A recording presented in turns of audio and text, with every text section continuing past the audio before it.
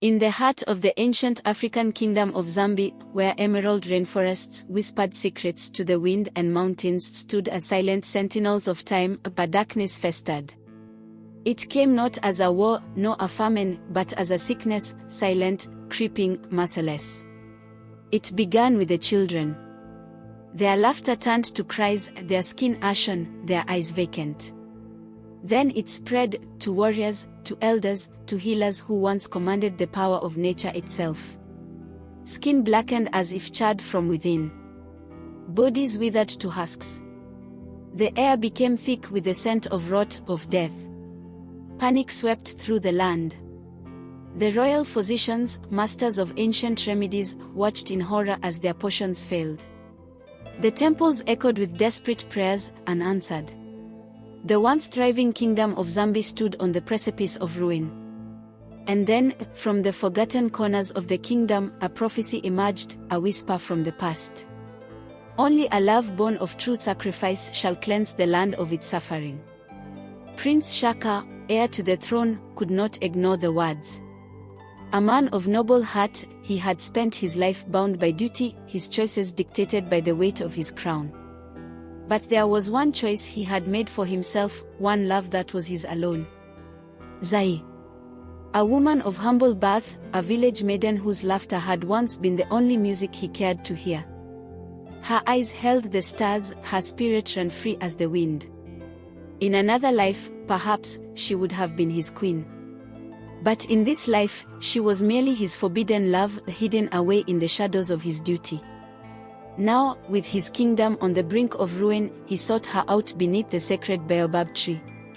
The tree had stood for centuries, its gnarled branches twisting toward the heavens like the hands of ancestors reaching through time. There, in the silver glow of the moon, he found her. Zai, he whispered, his voice raw with emotion. She turned, her eyes reflecting the sorrow he carried. "You've seen the prophecy," she murmured. "I have," Shaka said. "And I believe it speaks of us." Tears welled in her eyes, but she did not waver. "Then let us prove our love, Shaka.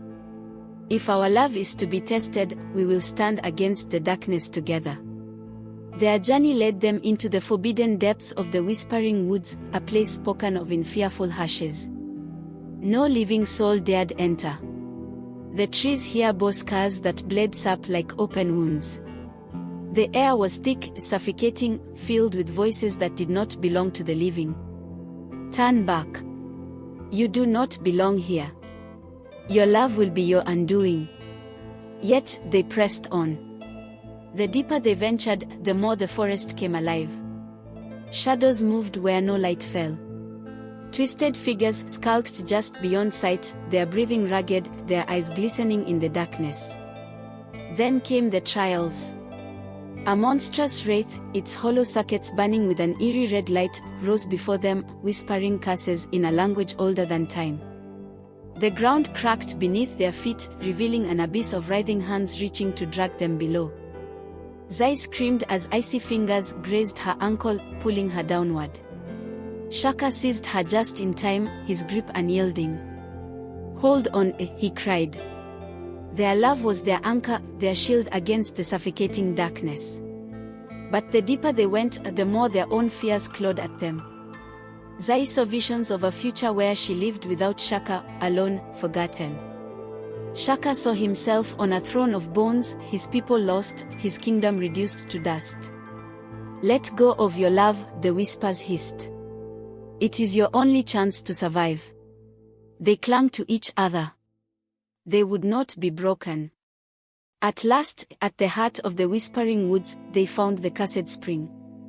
The water was black as night, swirling with ghostly figures, souls trapped in endless suffering. And there, standing before it, was the source of the plague. The spirit of malice. Its form was ever-shifting, flickering between shadow and flesh. It had no face, yet its void-like eyes held all the suffering of the world. It spoke, its voice a sound like dead leaves scraping against stone. "You dare seek to undo me?" Shaka stepped forward, his voice steady. "We seek to save our people." A rasping chuckle. Love is a frail thing, the spirit mused.